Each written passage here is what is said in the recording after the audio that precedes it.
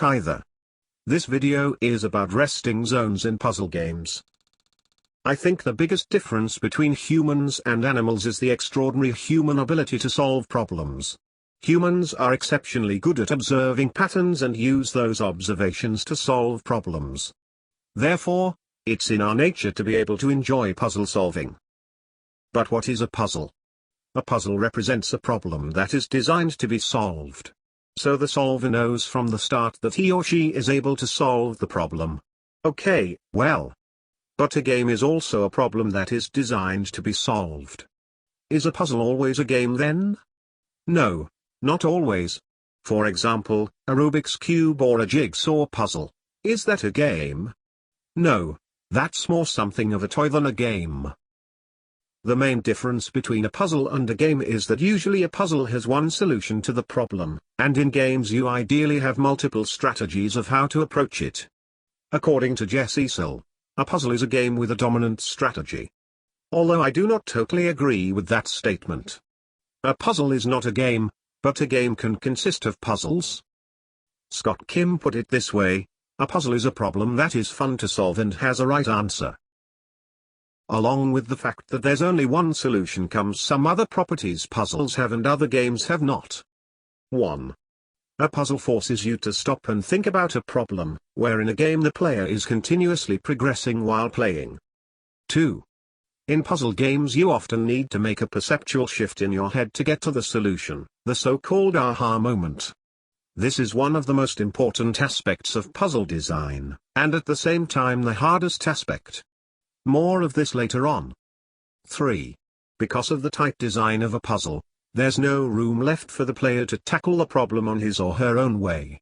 Normally this is absolutely not a good thing in a game. That means risk-reward systems or a sense of personal identity is hard to achieve.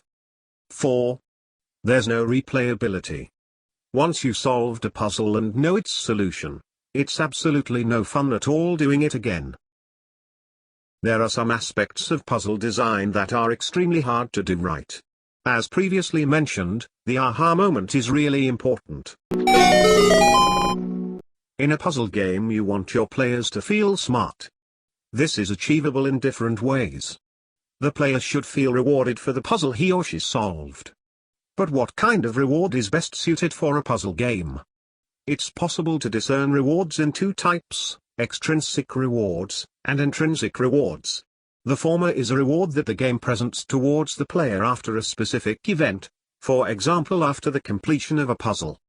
The latter is not a reward presented by the game, but rather a rewarding feeling that arises by the player him or herself. The aha moment is in puzzle games the only way to achieve this kind of reward. Extrinsic rewards are not really an elegant way to provoke a feeling of reward. Extrinsic rewards have nothing to do with the puzzle itself. The click in your head after solving a puzzle makes the player feel like a genius. This is the way to achieve that feeling within the core of your puzzle design itself. Where the intrinsic aha moment is crucial for a rewarding puzzle, optional extrinsic rewards are always welcome after the player solves a puzzle. This can be presented in countless ways, such as a nice-looking area, continuation of narrative, collectibles, etc. The hard part is designing a level in such a way that a player has enough guidance through the puzzle to get that click. If it takes too long for that moment to happen, it can build up a lot of frustration. Besides that, every player is different. One person needs 2 minutes to get the click, which is usually good, and the other needs 15 minutes and it becomes a frustrating ordeal. Then the guidance part becomes important. But guidance is tricky, because spoiling the solution of a puzzle by giving too obvious hints is the last thing you want to happen. The player is the one who should come up with the solution. The only way a designer can know what the best representation of a puzzle is to playtest a lot. Another problem in puzzle design are distractions or red herrings. These are the misleading clues that distract the player of solving the puzzle. Players can get stuck very easily by trying to solve the puzzle with methods or objects that has nothing to do with the solution. Sometimes it can be very hard to get rid of these because things that are red herrings in one puzzle can lead to the solution of another. And of course it's only more confusing if a certain object behaves different in another level. A way to solve this problem is to make sure the player encounters the puzzles in the right order. Figure out by playtesting what players are most likely to try first and then let them learn the ins and outs of the game in the right order. It's important to have the right flow in your levels. In his book The Art of Game Design, Jesse Saul teaches us a lot about the difficulty curve. The flow channel is where you want your difficulty to be, not too hard, and not too easy. It starts in A1 where the player has low skill and the game has low difficulty. From there, the difficulty gradually goes to A4 where the player's skill is higher and the difficulty is also higher. You don't want the difficulty to be in the gray areas. In A3 the player's skill is too low and the challenge is too high. This causes frustration by the player. In A2 the skill is too high and the challenge is too low. This causes boredom by the player. Here you can see the ideal difficulty curve.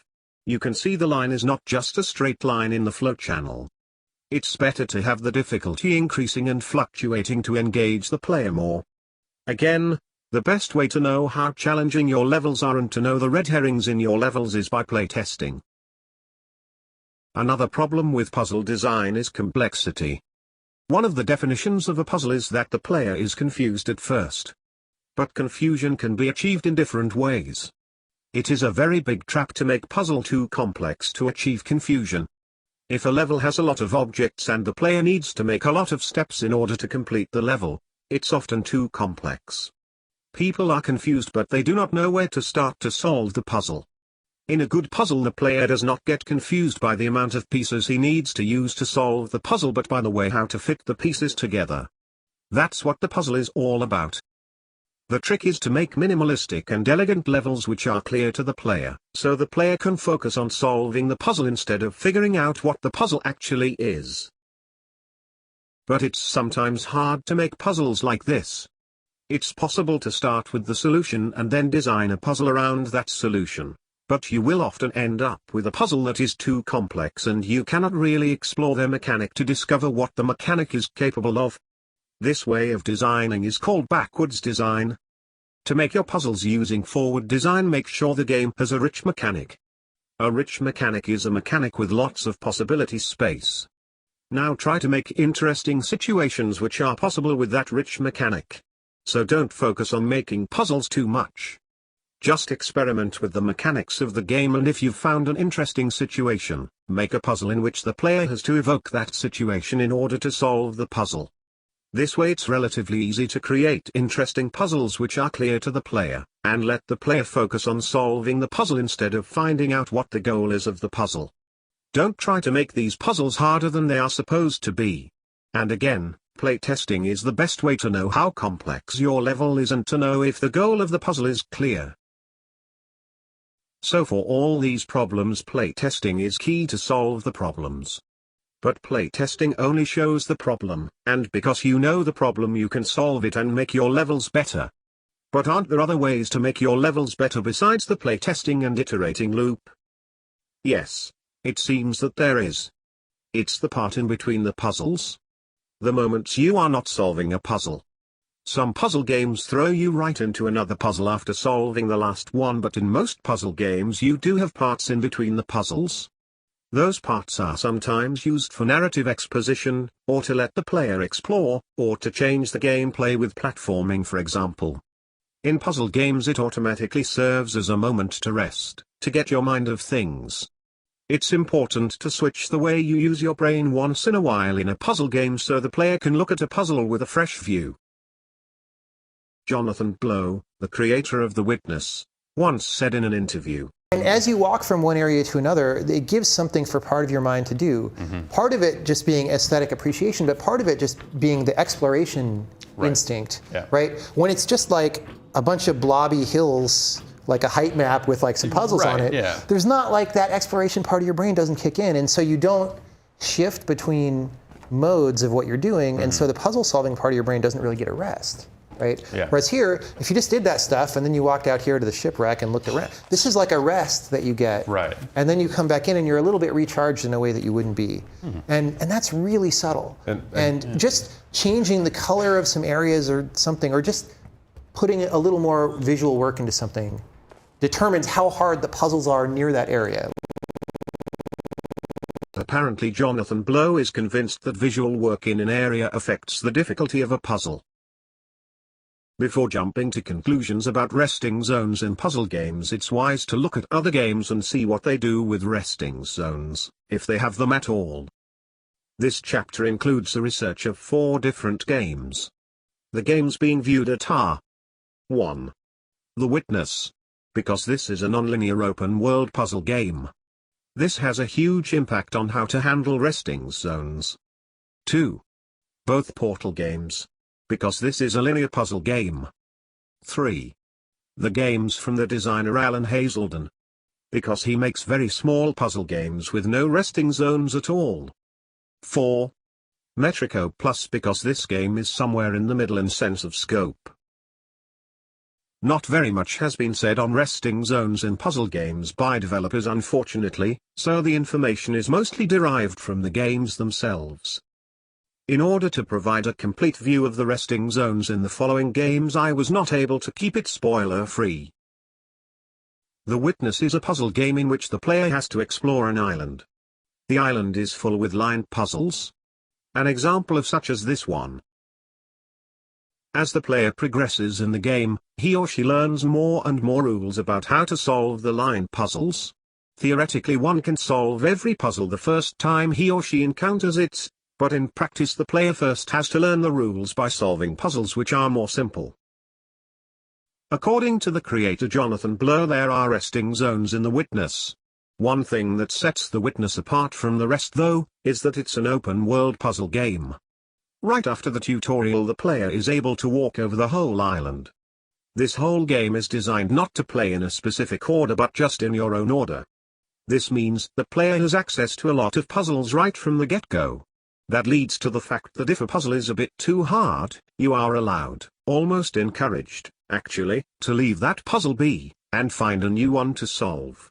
So the player spends a lot of time walking through the world from puzzle to puzzle.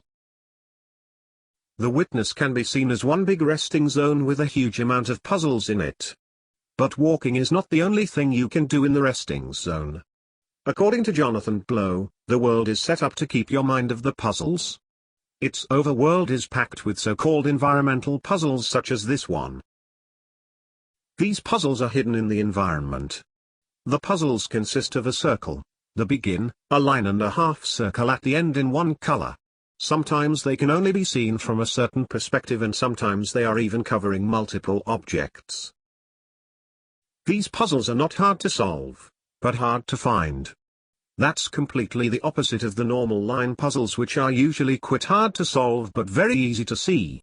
So besides an extra feature, the environmental puzzles makes sure you need a different part of your brain, so to say, when walking from puzzle to puzzle. The player is encouraged to explore and to look at every object and around every corner in all possible perspectives to find these environmental puzzles. Searching for these puzzles, you often find other secrets in the world if you look at something from the right perspective, as you can see here. Paying that amount of attention to the environment makes you forget that you are playing a puzzle game.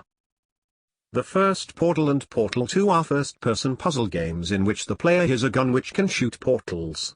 What is also an important aspect is its narrative. Portal 2 has a lot more narrative than Portal. In the Portal games, the narrative-heavy pieces of the game can be seen as resting moments, so it's interesting to see the differences between both games. In Portal 1, the narrative part is mostly GLaDOS. This is a robot who wants you to do tests. These tests are the puzzles in the game. The player only hears GLaDOS, auto-tuned computer, voice, which mostly leaves you alone while solving a puzzle. But in the moments you're going from puzzle to puzzle, you're mostly accompanied by her voice. Her lines are very well written and often very funny. This is a good way to get the player out of puzzle-solving mode. Portals. This next test could take a very, very long time. If you become lightheaded from thirst, feel free to pass out. An intubation associate will be dispatched to revive you with peptic salve and adrenaline. During the puzzles, the player is sometimes able to break out of the level and see things he or she is not allowed to see, as can be seen here. The player gets very suspicious about the good intentions of GLaDOS. These secret areas also take the player out of the puzzle-solving mode but during the puzzle instead of in between puzzles. In Portal 2 there is a lot more focus on narrative. First of all, they introduce a new character named Wheatley. Because Wheatley travels on a rail, he is apparently able to show up practically anywhere at any time in the level. This allows the narrative to be more a part of the puzzles instead of unfolding in between the puzzles. Portal 2 also has some parts in the game where you just have to walk for a while and sometimes have to shoot portals, but you don't have to solve any puzzles in those parts. In these parts the player learns more of the history of the company, and even sometimes have some platforming in it. Portal 2 is a game which takes the player longer to complete. Perhaps that is the reason why Portal 2 has more moments of rest and more focus on narrative. When I think of small puzzle games I think of Alan Draknek Hazelden. He is a game designer that mostly makes Sokoban-like puzzle games. A couple of puzzle games he made are A Good Snowman is Hard to Build, Sokobond, Max Capacitor and many, many more. His games often have one simple mechanic with which he can make a small game full with puzzles. He is known for his minimalist and elegant games. For example, in A Good Snowman is Hard to Build you obviously have to make snowmen. You have to roll balls of snow over a snowy part of the ground. This makes the snowball larger. The goal is to make 3 balls of varying size and roll them on top of each other from big to small to build snowmen. This designer is in this list because in almost all his puzzle games there are no resting zones, which is of course interesting for us. Of course it's hard to compare his games to games like The Witness and Portal which take up a lot more of your time. The result of the absence of those moments of rest is a different flow of the game. If you would compare this flow with the ideal flow of Jesse's, you would see some differences. The Witness has the same flow curve because the open world structure and the resting zones. Portal has it because of the resting zones, but mostly because the simple fact that the difficulty of the puzzles is fluctuating. Every time a new idea or mechanic is introduced the difficulty gets less. From there it builds up again with more complicated puzzles with the same mechanic, or a combination of old mechanics and new ones. The difficulty curve of Alan's games would look like this. The reason that it looks like that is because it builds on one mechanic. He starts with a simple puzzle and keeps on throwing harder and harder puzzles at the player. In some way this is very elegant, because he has such a rich mechanic with which he could do that. Though in another way the player does not have any moment of rest. He is able to do that because his games are very short. He doesn't expect the player to have long play sessions of multiple hours. So perhaps it can be concluded from this that resting zones or drops in difficulty are only necessary in large games that take more hours to complete. Metrico Plus is a puzzle platforming game inspired by infographics in which the player is able to move bar charts, line diagrams and graphs with the input the player gives. For example, walking left may result in increasing the value of a certain bar chart, making it taller. In scope, Metrico Plus is larger than A Snowman is Hard to Build but doesn't even come close to games like The Witness or Portal 2. Metrico Plus tries to get players out of the puzzle-solving mode once in a while in different ways. It's interesting to look at Metrico Plus because this game has many different ways to achieve this, and they all take a short amount of time. So you're only in the relaxing mode for a short while before going on with the next puzzle. At the end of each world, the game consists of 6 worlds. There is a resting moment where the player has to make a decision of something that will happen to the player. These parts unfold some of the narrative of the game and allow the player to get her mind of the puzzles. But later in these parts there are little puzzles in it. These puzzles are fundamentally very different from the normal puzzles the game provides you with, and are not as hard to solve. So it's interesting to see that it is possible to have small puzzles in a part of the game that's intended to get the player out of the puzzle-solving mode. During the rest of the world there is a high quantity of very small parts which consists mostly of walking and interesting surroundings for the player to see. Besides that, there are a couple of levels which are completely platform-based. So in Metrico Plus there are a lot of ways to achieve a resting state with the player. All these ways do not take a lot of time and they are in a high quantity. Thanks for watching.